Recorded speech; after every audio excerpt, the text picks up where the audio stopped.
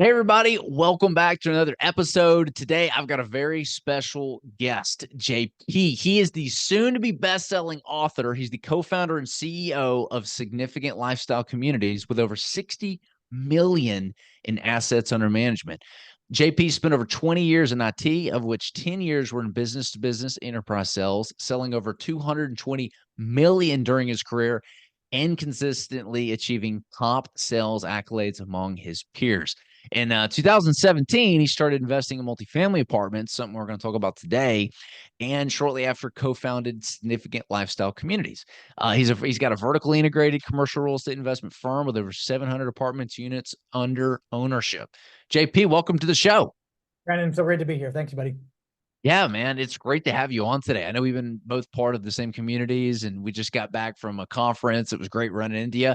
Like we were talking some LinkedIn stuff before we came on here and just real impressed with the whole operation that you've got going on. I want to jump into, how you're specifically working with like sales professionals to create passive income and live life on their own terms. But before we kind of get into that kind of stuff, tell us more about your background and your story. Yeah, sure. So I was always a computer guy by trade or passion. I got into computers at a young age. My mom got me a job at a computer store in Long Island, and the arrangement was the guy, his name is Ivan, for those that really want to know. He would pay me in Chinese food, and I would clean I would clean the shop there, and he would teach me how to install Windows and build computers and all that stuff. So I got hooked early on. I was an engineer for many years, and then I was basically a pre-sales engineer. It's basically like when there's a salesperson that's going to sell something, they bring in the smart people to like help architect the solution to big companies. And the rep I was working with, he had resigned. And so my employer at the time was like, "Hey, look, so and so is gone. Would you fill in for him?" And I'm like, "Yeah, sure." So I became a sales guy virtually overnight. And I've been very fortunate to find a lot of success in doing that. And one of the things along the way that happens with success in sales is you make good money. The other part of that they don't really tell you is you also start paying a lot of money in taxes. And so after a few years of doing this, I kind of hit a breaking point. I got tired of spending so much of, or seeing, not even receiving so much of my money go out the window in taxes before I could even spend it. It made me search for a better way, a different way. And going through this process, I realized what I was looking for was financial freedom. I didn't have a label for it, but I realized I wanted freedom. I wanted to be able to do pottery on Tuesday at 3 o'clock if I wanted to, and not be tied to my job of selling hard drives, right? So it led me down a path of discovery, and I found real estate. And more specifically, I found apartment real estate. Apartment real estate, it just made all the sense in the world to me. And I got hooked, and I was going to be a passive investor. And what I found was I loved the business so much and the industry so much, I decided to become active and ended up building a real estate business. So that's how I got started. And it was all because I didn't want to keep giving all my money to the man. How did you discover this industry when you were in sales? Yeah. So early on, like the way my brain works, I like to just research and read everything I can. It's good and bad. It's good because I love doing it. Like I really derive a lot of pleasure for doing it, but it's bad because I just will spend weeks reading stuff. Mhm. So early on, when I knew real estate was something I wanted to get into, I'm like, all right, but real estate's so vast. It could be anything. It could be fix and flipping houses. It could be short-term rentals, right? And I got turned on to biggerpockets.com early in the day in 16 or 17. And they still have a number of great resources for people that are new investors, right? I think a great place. They also turned me on to like entrepreneurship and personal development, which is really cool. But I remember they had this blueprint, or they still do. Their Burr strategy. You're probably familiar with it, Brandon. Yeah. That's you buy. So this was for like buying a single family house. You buy a house, which I think for most people that are looking to invest, it's achievable. Like you can do that. You can go buy a house, right? You buy a house, you renovate it, you rent it out, you refinance it, and you repeat it. And you do this multiple times. They had this blueprint. I remember like sitting on a couch, looking on my laptop. I had the blueprint out there, and you burr like a dozen houses. It was like a roadmap of like an arrow connecting the houses, and then ultimately at the end of the rainbow here, the end of the road was an apartment building. It was an illustration of like a brick apartment building. And like the goal was you burr all these things and you get to a point where you have accumulated enough money, you can go out and upgrade and buy an apartment complex for like rental income. And I thought to myself, why don't I just learn how to buy an apartment complex? Why am I going to do all this brain damage to get to that point?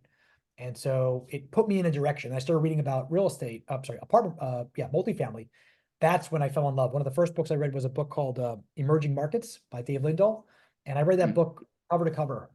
It was really about the concept of like stacking the odds in your favor with respect to research. Like if you're going to invest in an apartment complex, look for emerging trends, look for places where there's good job growth, population growth, landlord-friendly states. And I'm like, duh, that makes so much sense. And so it got me more and more excited about how apartments work. And I knew that's the direction I wanted to go. That's what I wanted to learn. That was my niche in real estate that I wanted to try to master. So that was it. So how did you get into your first apartment deal after this discovery?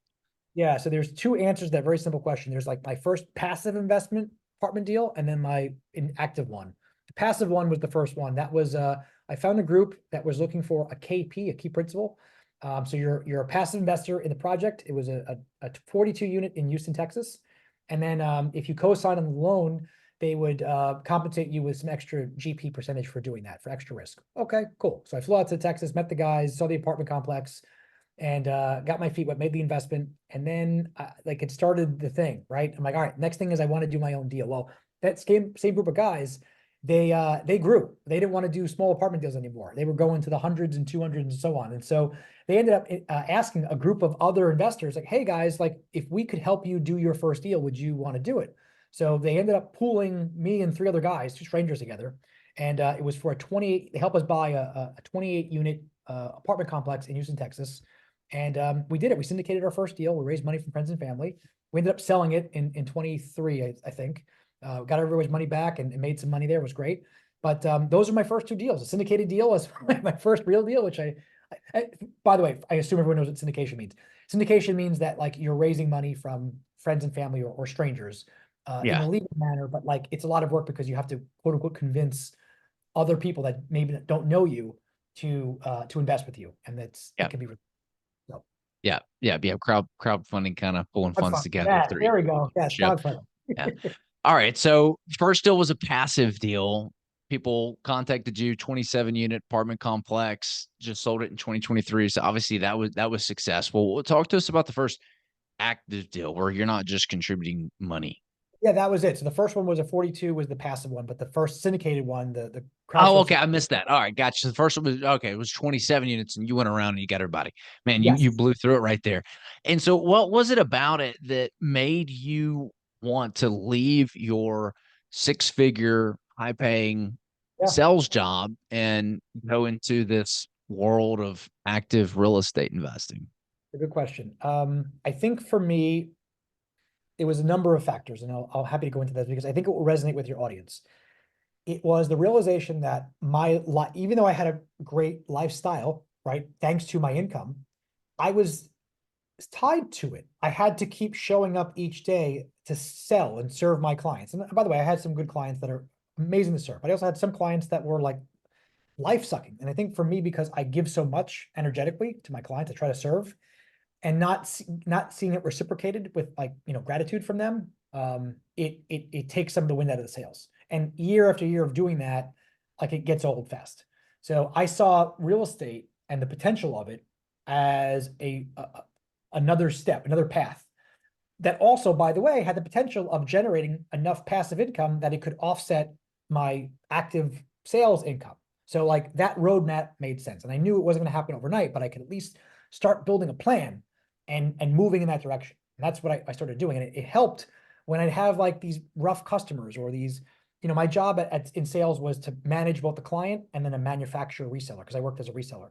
So I have two people that I'm managing relationships with. And there's egos involved with both. And over time, it makes it easy for you to be like, why am I doing this? And so you can get excited or reinvigorated when you see, all right, I've got a plan. It could take a number of years. I'm going to get there, but I'm going to be able to leave this at some point. And that's great. And then the last piece too is, in real estate with a lot of investors, there's such a sense of cooperation, collaboration, partnership.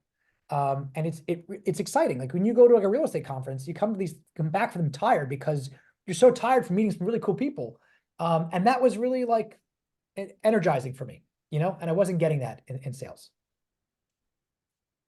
Wow. So big step away, not having to show up every single day. You're tied to your income, right? The whole concept of these golden handcuffs that a lot of us talk about. And I mean, it sounds like there was like a little bit more of like a calling, like you felt pulled to go do something that was just more than what your corporate job is, which is what I think a lot of people feel.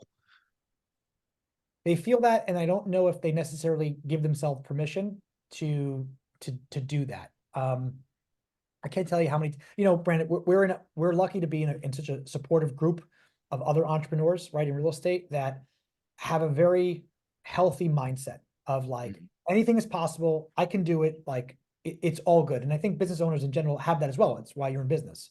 But it's very easy to fall into the trap of like, oh yeah, it's easy for you to say because XYZ and come up with all these reasons why someone couldn't do something, why I couldn't start my job over again, why I couldn't invest in a deal because what XYZ.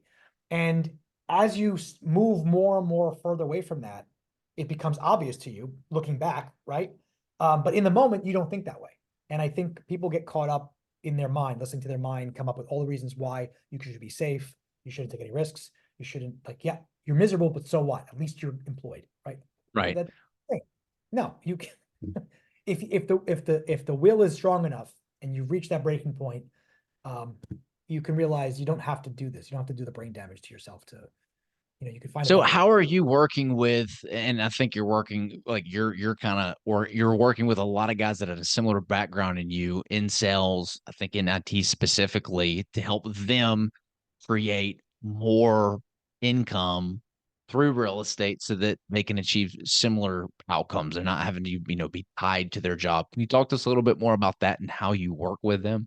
Yeah, it's so I think we talk about the why. The why is in sales, and I think it's true for a lot of professions. Like if you are an employee, for the most part, 90% of the country, you have one source of income, your W-2 paycheck that comes in. When that goes away, now if you're in sales, it could be territory reorganization. If you're in sales, like you got a patch, the company does great, awesome. That means they're going to hire more salespeople. Okay, well, those salespeople need accounts. So that big territory gets cut, which means your awesome clients you had might go to somebody else. So there's risk there. Um, your key client at one of your accounts, they could get hit by a bus, they could retire, they could get fired, and then all that relationship can go out the window. So that's risk right there. You can't, you don't hit your quota. Like they make your quota the next year because you did such great the year before to a number that's so unattainable that you have no choice but to leave and start over somewhere else. So there's Yeah. so much built up risk that I don't think salespeople realize. They think they got a good job and that's kind of really, but no, like it's rife with risk all over the place. So I point out like, hey, look, you have no other sources of income. You make good money. The bank isn't going to cut it for you. Like you need better tax advantaged, low risk investments, and real estate checks the mark for that. So educate them to like, you have risk in your life. Here's some safer alternatives to doing that, and then illuminate, how investing works. And that's been a big part. And then some people like they're kind of like me. They pay a lot of money in taxes. They want Yeah. to escape the world, or they just realize, look, I know sales is not a forever thing for me. I need to plan how to get out of here. It's not an overnight thing, but it would be nice to start working towards in the next 5, 10 years. If I can start investing 50 grand, 100 grand, 200 grand each year into real estate, by 10 years from now, I'll be at a point where I won't really need that sales income, the salary, to pay my living expenses. Right? That is possible. This is not like fantasy, but you can do that if you're smart with your investments. So that's how Talk to we us 100%. I know a lot of people get there too, and you've achieved some great results with a lot of your clients. Talk to us about the tax saving strategies because yes, high income earning sales reps specifically, they pay a lot in taxes. I came from a background in medical device sales. I know that the government just really rakes it over on you if you don't have that ability to reduce your taxes and you're just getting a bunch of income coming in. Talk to us about how your your products, your real estate products are able to help people save on their taxes. Yes. So it's, anytime we talk about taxes, I got to say, I'm not a CPA. Clearly, I'm not Yeah. a tax attorney. In Yeah. case you were wondering, I'm not that. But I'll tell you what worked for me or what I've observed. And it's that number one, and I learned this early on when I was trying to figure out how do I pay less in taxes. I learned that active W-2 ordinary income, these are all different ways of describing the same thing. Your paycheck that you get as an employee is taxed or can be taxed at the highest rate there is. Okay, period, bar none. So when you're making a lot of money, I think it's over like 600 grand or so, you could be up to 40% of your income Yeah. right up the. Got And it. so the only other way to lower your taxes is to make passive income or money from capital gains. So that's money from like the stock market, like you invest in some stocks and you make a return on that. That's tax to capital gains, and capital gains taxes, depending on long term or short term, less than 12 months or over 12 months. The differences in tax that you pay are 0%, 5%, 10, and 15, up to 20%. So your max you pay is 20% versus to 40%, 37%, I think what it is for the tax rate, which is huge. And at those bigger numbers, those are big numbers. Those are like hundreds of thousands of dollars or more, depending on where you are in your income. So shifting from taxed at ordinary income tax rate versus capital gains is a huge savings right there. And that's step number one. Step number two is when you start making income from real estate as a passive investor, there's all these different um, programs, for lack of a better phrase, that real estate investors can take advantage of to lower their taxable income. So for example, you're already paying less taxes on the money that you make as a passive investor. That's step number one. Step number two is when you buy an apartment complex or other pieces of commercial real estate, you're able to do a very thorough depreciation analysis. And I'll just keep it at that because otherwise we get into the weeds here. And you're writing off the roof and the boilers and the windows and all that stuff. And so for some of our investments, we've been able to write off on paper as a loss anywhere from 50 to over 100% of your investment as a loss. And the way this works in the real world is the following. Allow me to use the example. Let's say you put in 100K into a deal, okay? And you're able to do one of these special depreciation things, and you're able to write off 100% of that. So your basis where you're starting from, as far as the accounting goes, is negative 100 grand. So before you start paying, the first percent on taxes at $1, you got to get out 100 grand. So you can start making income from that first negative 100 grand up into zero. And then from that dollar point, you can pay taxes on, but you're taxed at a lower rate. So all of these things compounded are making for a much better tax advantage situation than your ordinary W-2 sales or business income. So And this is coming from the income that they're getting from like the apartment complexes or the commercial properties, all the passive income that's coming in. They don't technically, it's possible to pay $0 if you structure it right with the right accountant and CPA to not have to pay any taxes on that money that you get from your real estate investments. Correct. So you go from doing 37%, right, to virtually zero or nothing. Even if you're paying 5 or 10%, you're still ahead of the game than you were before. Yeah. I love this, man. This probably bleeds over the next thing. I know you got a new book coming out, So Rich You Can Quit. Tell us about that book. Thank you. So I wrote this book to tell my story from tech sales into real estate, right? The journey I took to becoming an active investor. And I felt like a lot of the tech sales guys I was talking to, or when I shared, like, hey, I've been doing real estate for 4 years. Like, really? No way. That's awesome. I've always wanted to get into real estate. But there's such like an enigma around it, a mystery. And so I endeavored in the book to tell the story of how I went from one to the other one, but also highlight the benefits of it and then the pitfalls too, right? Like it's not all rainbows and butterflies, but how I made the journey and why you might want to consider doing this. I don't think a lot of high income earners, whether it's in sales or other professions, were even aware that that was an option. I think everyone thought they're relegated to just the stock market and CDs and whatever else and REITs. And no, it's like I remember talking to a guy. I was explaining how apartment real estate works, and the tone and the questions he was trying to come up with was basically this. It was like, why haven't I heard of this before? Like, this sounds awesome. Why am I learning about this now at, I think it was like 45, at 45 years old? I'm like, the truth is, this has been going on forever, but it's been kept a secret, by the big boys or the good old boys in Wall Street and masking it in private equity. And it's too complicated. You'll never figure it out. And just invest in the stock market, right? But like there's a difference between the middle class and the wealthy. And this is what the wealthy do, not what the middle class does. And so I try to uncover some of those things and explain how apartments work and the benefits of it. And it's been fun. It's been fun. Yeah, it sounds like it. So when is the book getting released? When is it official? Is it on a digital version? Is it on Amazon? Like how can people find the book real quick? Yeah, all the things. So I realize everyone's busy, right? And so I plan on recording an Audible version of the book so you can listen to it on the go, or any other. I use Audible as a brand name for like Q-tip, right, or Band-Aid. Yeah. So any kind of audiobook platform. There'll be a Kindle version and then a physical book for those of you that like physical books. I like physical books, but Yeah. it'll be launching on April 17th, 2024, and you can check it out or pre-order a copy or sign up on the techsalesinvestor.com. That's the techsalesinvestor.com. Cool.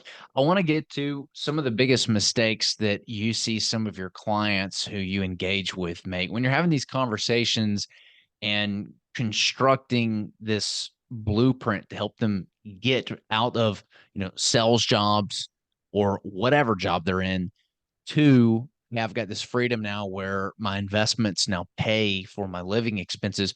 What are some of the most common mistakes you see people make, or maybe some of the biggest misconceptions that they have? Good question. The most common one I see is there's a couple. This is too complicated. I don't have time to learn this, right? Yeah. And I don't want to put in the effort because it just seems like it's going to take me years to figure this out. And I'm really busy. But I know how to buy a house, and there's a beat up house down the road from where I live. So I think I'm going to go drop 20% on the value of the house on that. Then I'm going to fix it up, and then I'll get a contractor. Well, I'm not going to. I'll hire a contractor to fix it up. Then I'll rent it out, and I'll rent it out, and I'll get into real estate that way. And they've completely missed the part that we're talking about two different things. One is a passive investment where your only job is to write a check and deposit checks. And the other one is becoming a property owner. And even though you're going to third party property manage it, ultimately you are still responsible. When your Yeah. third party manager sucks and you got to fire them and not putting people in there or collecting the rents, guess who's going to have to do it? You. When your renter moves out or doesn't want to pay rent and you got to evict them, guess who's responsible for the mortgage? You.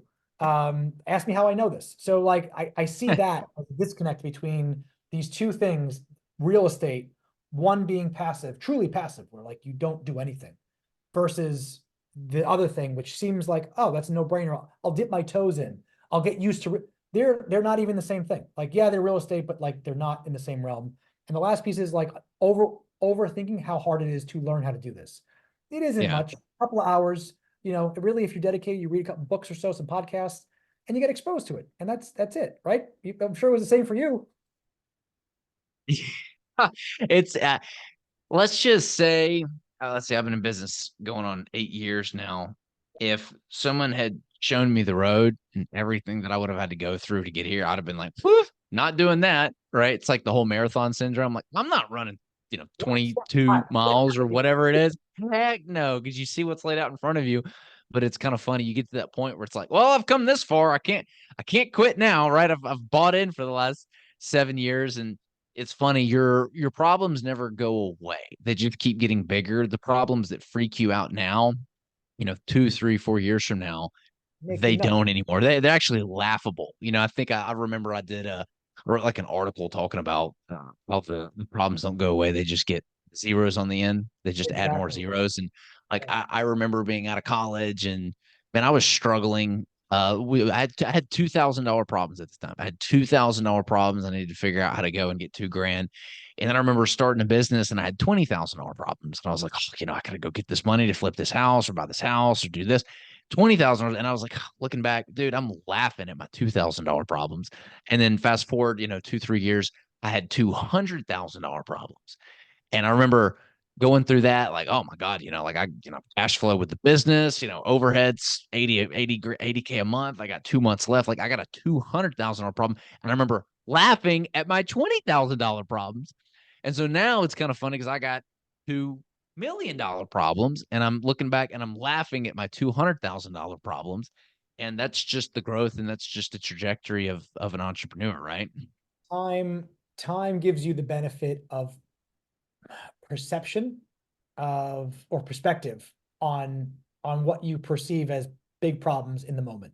And as you kind of look back, like in your journey as you've grown, 2,000, 20,000, 200,000, $2 million. And if you were at any point share those problems with anybody else that was kind of like vibing with you at that point in time, like it's huge.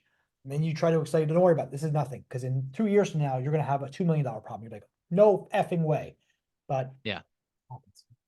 Yeah. We look back and we laugh. What do you have in store and planned for 2024? Yeah, a lot of things. So launching the book, that's a big deal. We also have a podcast coming out that's branded to the book, So Rich You Can Quit. So it's a podcast called So Rich You Can Quit. Tech Sales Guide to Wealth Outside of the Job. It's a show about sales, a little bit of real estate, but mostly about sales. So I got that launching now. We're just recording a bunch of episodes before our launch in the next couple of weeks. And we've been doing some fund-to-fund capital raising for other sponsors. So that's been a lot of fun, being able to put some deals in front of our investors, deals that we like, and we want to share them with our investors for them to check out and see how they can keep their money going to work for them. And of course, we'll do our own deals, but it's been rough, but we're always still looking for great opportunities. So we're being very, very selective with things. Cool, man. Exciting stuff in store. For those that want to learn more about you, learn more about your business, and maybe even learn more about your investment opportunities, where should they go? Yeah, absolutely. Again, thetechsalesinvestor.com will take you to all the places that you need to find me. Cool, dude. We'll send that and make sure it's posted in the show notes. If you got value from today's episode, do us a favor, show us some love, leave us some reviews, and share with your friends and family. JP, it's been an absolute pleasure. Thank you for coming on the show today. Thank you for having me, Brandon. Good to see you, buddy.